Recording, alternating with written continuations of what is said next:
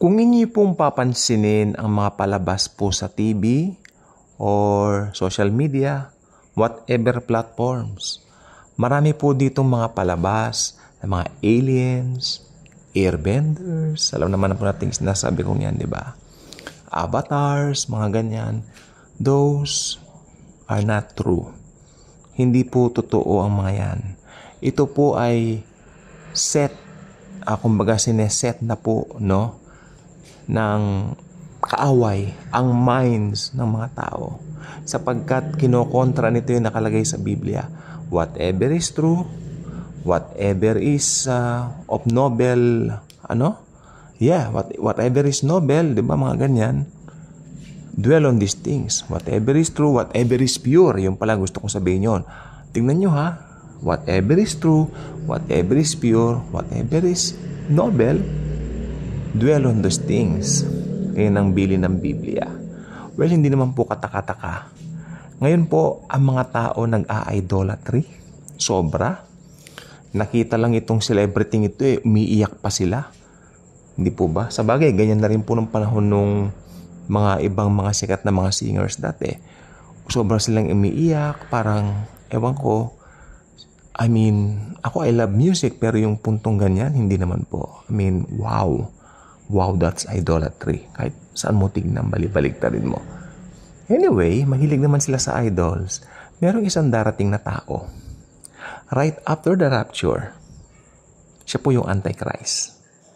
Okay, pag samasamahin mo ang popularity ni Elvis Presley, ng The Beatles, ni Michael Jackson, Madonna, yes, Taylor Swift, pinakasikat na singer ngayon yan. Pag samasamahin mo ang kanilang popularity, okay, hindi pa rin po, hindi makakaabot sa 20% ng popularity ng Antikristo. Buong mundo mapapasunod ng Antikristo. Why? Even to the point na sambahin siya ng mga tao. At iluluklok niya, yan yung nakalagay sa picture, ilalagay niya ang kanyang sarili doon sa third temple. Aakyat siya roon at sasabihin niya, I am God. Sasabihin niya yan. Amen?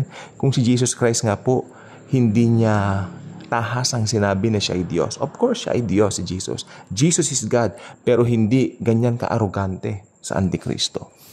Papanik siya sa templo, sabi ng, nasa aklat na po ng ng Thessalonians yan, at ipapahayag niya na siya ay Diyos.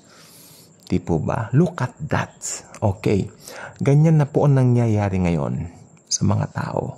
Mahilig po sa mga idols. Well, magkakaroon kayo ng idol pag naiwan kayo. Yan ang pinaka-idol, ang Antikristo. Ngayon, makikita po natin dito, ano po ba ang latest na nangyayari ngayon sa Israel? Ano po ba ang latest na nangyayari ngayon doon maliban doon sa nagkaroon ng giyera for some months back, I think 5 months ago? Parang tumahimik yata, di ba? Pero ang balita ko po lately, ang mga red heifer po ay talagang malaki na. So anytime now, pwede na pong itayo ang third temple. Totoong may third temple. Kaya yung mga may doctrine ng AD 70, tapos na raw ang gano'n, mag-isip-isip po kayo. Sapagkat futuristic po yan. Hindi po yan nakaraan. Inaral ko po lahat yan, alam po ang sinasabi ko. Okay, hindi lang po ako masyadong ganun kabihasa pagdating sa mga terminologies, but pagdating po naman doon sa mga rightly dividing the scriptures, alam naman po natin yan. Matagal na rin naman po tayong binibiyaan ng Panginoon ng knowledge tungkol diyan. Kaya sabi ko po sa inyo, ang mga bagay niyan ay mangyayari po. Kaya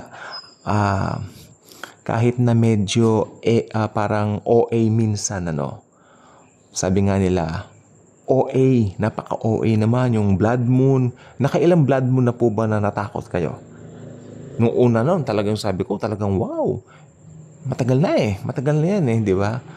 Pero alam niyo po ba kahit na gano'n ang mga nangyayari, talagang mangyayari man nakasulat sa Biblia. Kaya wag ninyong, sabi nga ng 2 Peter, Huwag niyong tutuyain yung araw ng Panginoon. Darating yan. Pero bago dumating yan, anong sabi? Alam mo nakasulat sa Thessalonians, bago dumating yan, aalisin muna yung restrainer.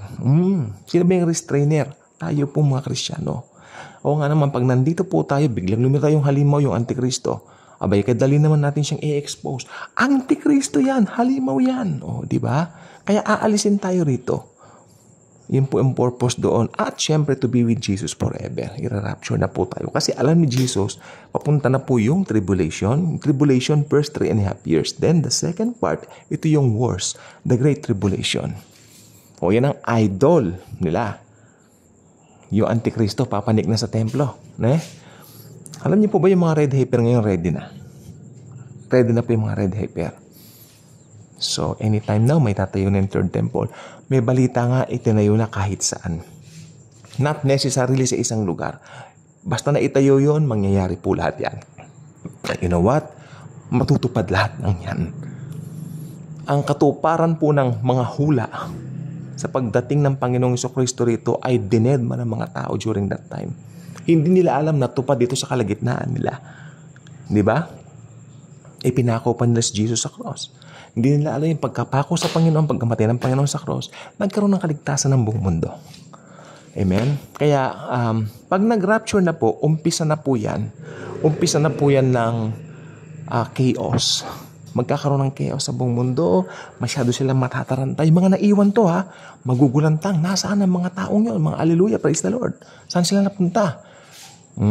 Diyan na po papasok ang Antikristo. Makikita nila, napaka-charismatic ng taong ito.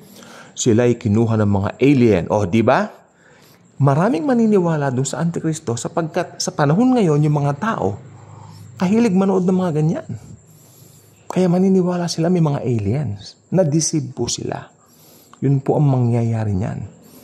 Amen? At pag inutos ng halimaw na magpatatak sila, magpapatatak po sila kasi magiging pinaka-popular na tao itong halimaw na itong Antikristo nito at handa silang sumamba sa kanya. Pero wag ka. May mga maboborn again during the tribulation at Great Tribulation. Sila po yung mga hindi magpapatatak sa halimaw. Kaya ipapahanap sila nito. Pero may pagtataguan po sila dyan sa Petras. Sa Petras. May pagtataguan po sila. Inhanda ng Panginoon yan. Yan po sa malapit sa Jerusalem. Kaya sabi ko po sa inyo, lahat ng nasa Bible mangyayari. Kaya obserbahan natin ngayon yung mundo. Ngayon pa lang, meron na pong PRE, meron na pong, kumbaga sa Shopee, pre-order. Meron na pong pre-order of events ngayon na nakikita na siyang mangyayari sa tribulation at sa Great Tribulation.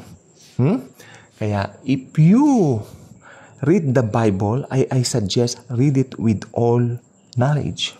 Also, read it from the heart, yes, but read it with all knowledge.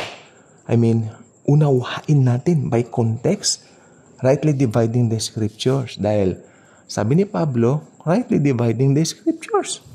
We have to rightly divide it para malaman natin anong covenant ba tayo ngayon. Of course, we're under the covenant of grace.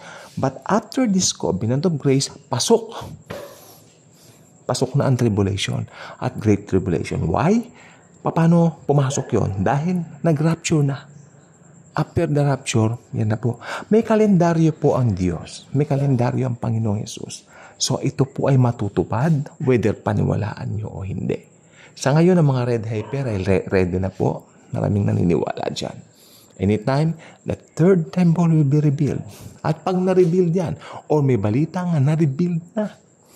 Kaya lang medyo tinabangan ako. Ako rin po, minsan, na masyado ng maraming OA na lumabas, kung ano naman sinasabi, pero mangyayari pa rin at mangyayari kung ano ang nakasulat sa Biblia. Kaya kung hindi ka pa subscriber sa channel na ito, I invite you to do so.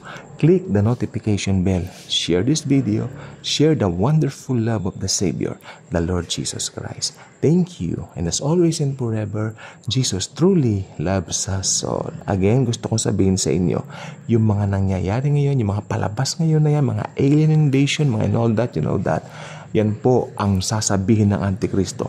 Kinuha sila ng mga alien. Kaya marami pong madideceive. Huwag mong hayaan, kaibigan, na ikaw ay malinlang. Ngayon pa lang, aralin mo na ang mga salita ng Panginoong Jesucristo. at maniwala ka na siya lang ang daan, katotohanan at ang buhay at makapagdadala sa iyo sa langit. Thank you po, and Jesus truly loves us all.